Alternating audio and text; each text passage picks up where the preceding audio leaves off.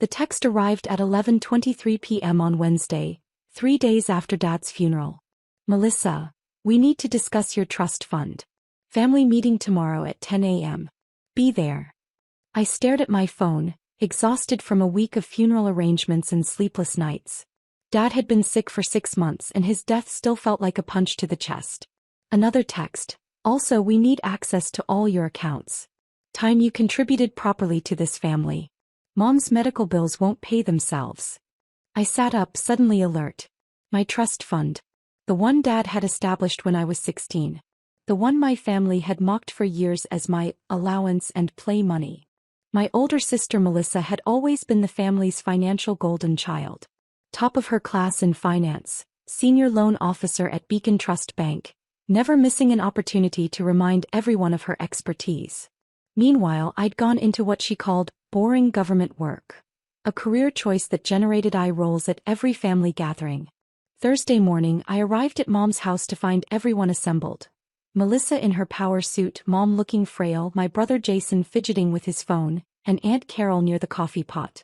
Finally, Melissa said, not looking up from her laptop. Let's make this quick. I have a client meeting at noon. What's this about? I asked. Melissa pulled out a thick folder. Dad's estate is complicated. Medical bills, outstanding debts, the mortgage. We're looking at roughly $340,000 in obligations. Mom's face crumpled. I don't know how we'll manage. That's where we all pitch in, Melissa continued smoothly. Jason's committed his savings. I'm restructuring investments.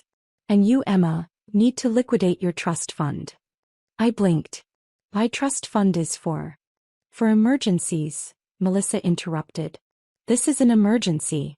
Family comes first. How much is in Emma's trust? Aunt Carol asked. Melissa waved dismissively. Not much. Maybe 40 or 50,000. Dad set it up years ago. Some small savings account. Emma's never done anything productive with it. I kept my expression neutral. My trust fund isn't available for withdrawal. Don't be difficult, Melissa snapped. This is family. We need that money.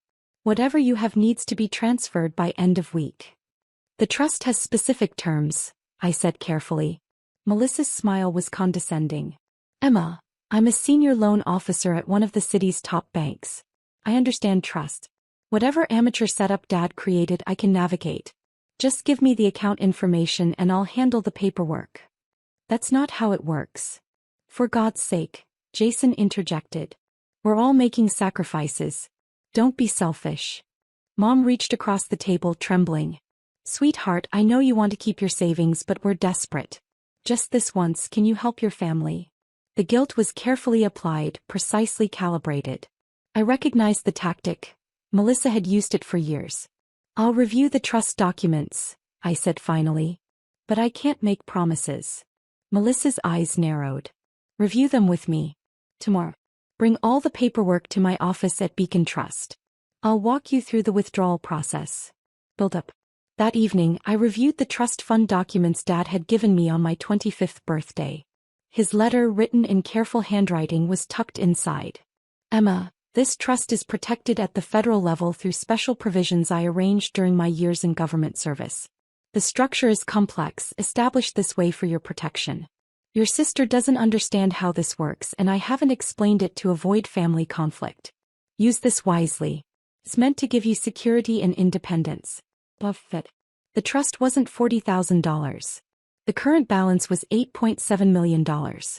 Dad had been a federal banking regulator for 30 years before retirement. He'd used his expertise to establish a trust fund protected by federal banking regulations, the kind typically reserved for whistleblower protections and witness security programs. The trust was held by the Federal Reserve Bank of New York, not a commercial institution. Any unauthorized access attempts would trigger automatic federal audits.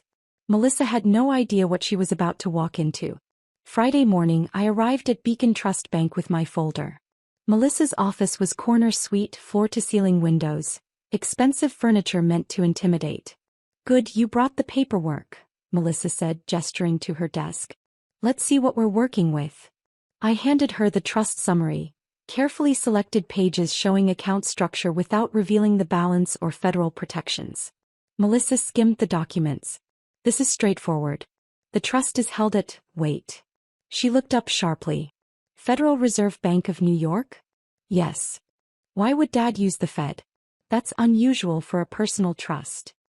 He had connections from his regulatory work. Melissa frowned but continued reading. Regardless of where it's held, we need to initiate a withdrawal. I'll need your account number and authorization codes. I don't think that's advisable. Emma, don't be difficult. I'm trying to help. This is literally what I do for a living. Give me the account number. Against my better judgment, or perhaps because I knew exactly what would happen, I provided the information. Melissa immediately began typing, accessing Beacon Trust's internal systems. I'll initiate a transfer request through our bank's federal interface. Standard procedure for accessing Fed-held accounts. Melissa, you should really. I've got this. Her fingers flew across the keyboard. Requesting access, entering withdrawal authorization, and submitting. Her computer screen flashed red. That's odd, Melissa muttered. System kicked back the request.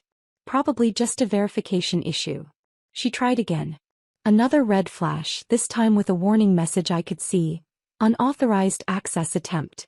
Federal audit protocol initiated. Melissa's face went pale. That shouldn't happen. I tried to warn you, I said quietly. What did you do?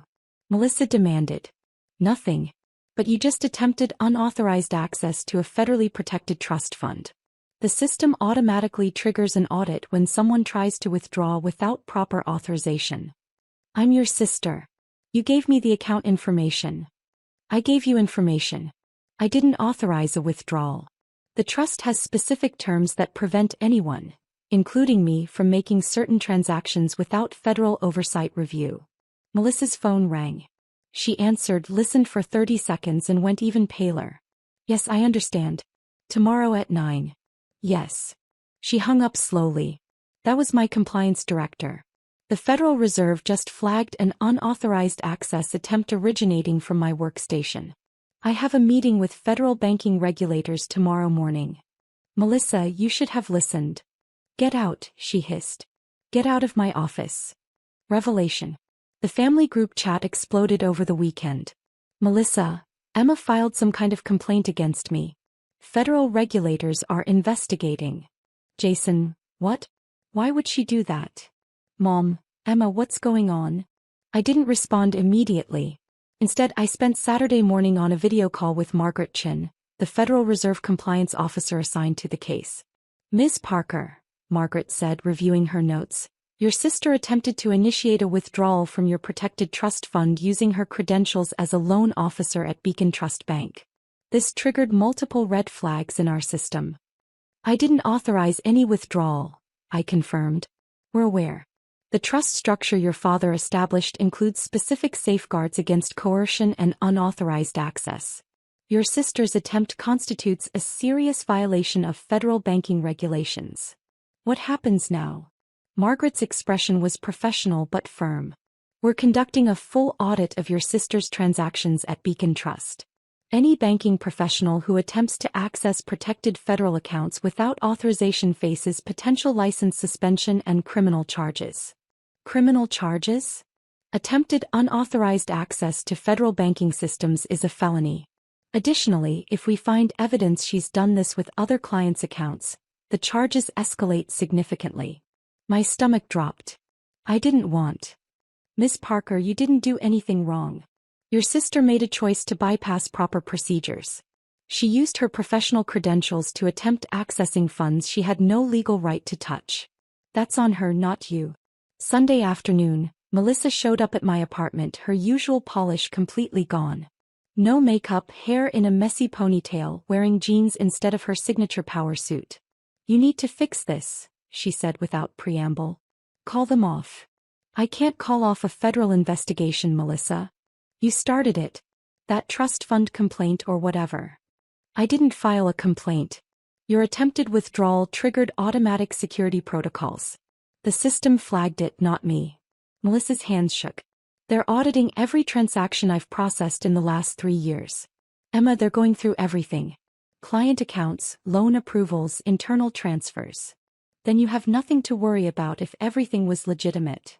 Her silence was damning. Melissa, what did you do? Nothing. But her voice cracked. Just standard procedures. Some shortcuts here and there. Things everyone does. What kind of shortcuts? She sank onto my couch uninvited. Sometimes clients need help accessing funds quickly. I'd expedite transfers, bypass some approval steps. Nothing major. Did you have authorization? I'm a senior loan officer. That is authorization. I closed my eyes. Melissa, that's exactly what federal regulators look for. Unauthorized access to client accounts, bypassing security protocols. You're lecturing me about banking? You work for the government doing whatever boring paperwork. I'm a federal banking compliance investigator, I interrupted quietly. I work for the Office of the Comptroller of the Currency. I investigate exactly these kinds of violations. Melissa froze. What? I've worked in federal banking oversight for 6 years. I investigate financial institutions for regulatory compliance. It's not boring government work, Melissa. It's federal law enforcement. You never said. You never asked. Every family dinner you talked over me. Every holiday you dismissed my career as irrelevant. You assumed because I don't wear designer suits and work in a glass tower that I'm unsuccessful. Melissa's face crumpled. The regulators asked me about you. They wanted to know our relationship. Emma, did you report me? No. But when the automatic audit was triggered, the system flagged that we're related. Standard conflict of interest protocol. You have to help me. Tell them it was a misunderstanding. Tell them you authorized the withdrawal. I can't lie to federal investigators, Melissa. That's a felony. So you're just going to let them destroy my career? I met her eyes steadily. You tried to steal from a federally protected trust fund. You bypassed security protocols using your professional credentials. You destroyed your own career. Resolution. Thursday morning the news broke. Beacon Trust Bank senior loan officer suspended pending federal investigation, read the headline. The article was brief but damaging. Suspension without pay, potential criminal charges, ongoing federal audit. Mom called immediately. Emma, what have you done? I haven't done anything, Mom. Your sister lost her job. She's facing criminal charges. Over what? Some disagreement about a trust fund. She attempted unauthorized access to a federally protected account. That's a federal crime. It's family money. She was trying to help. It's not family money. It's my money held in a trust Dad specifically protected. Melissa tried to steal it. Don't be dramatic. Mom, she committed a federal banking crime. This isn't about family disagreements. This is about breaking the law. The silence stretched. How much was in that trust fund? Does it matter? Emma, please. Just tell me. $8.7 million. I heard her sharp intake of breath. $8 million. Dad established it over 20 years. He made regular contributions from his salary and investments. He protected it at the federal level specifically to prevent situations like this. And you just kept that secret? I tried to explain at the family meeting. Multiple times. Melissa kept interrupting. She assumed it was nothing, so she treated it like nothing. Mom's voice turned cold. You let your sister destroy her career to prove a point. I let Melissa face the consequences of her illegal actions. There's a difference. She hung up. The family group chat was brutal. Jason, Emma just admitted the trust is worth almost $9 million. She's been sitting on millions while we struggle. Aunt Carol, and she let Melissa lose her job over it. That's cruel. Melissa, she works for the banking regulators. She knew what would happen and set me up. I muted the chat. 2 weeks later, Margaret Chin called with an update.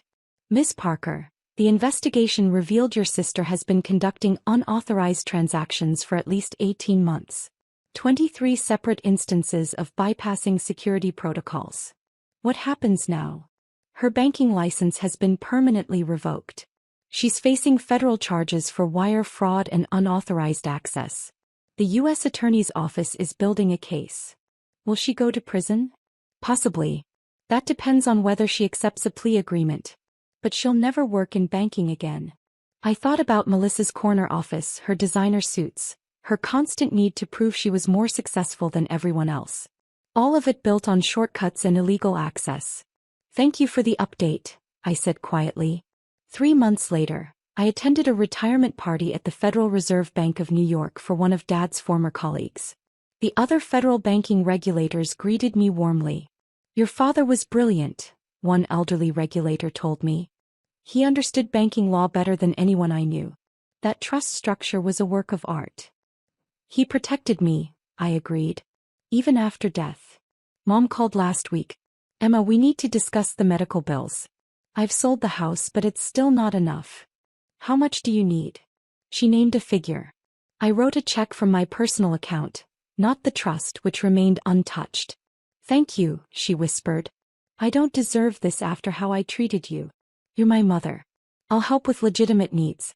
But the trust stays protected. That's non-negotiable. I understand. We haven't spoken since.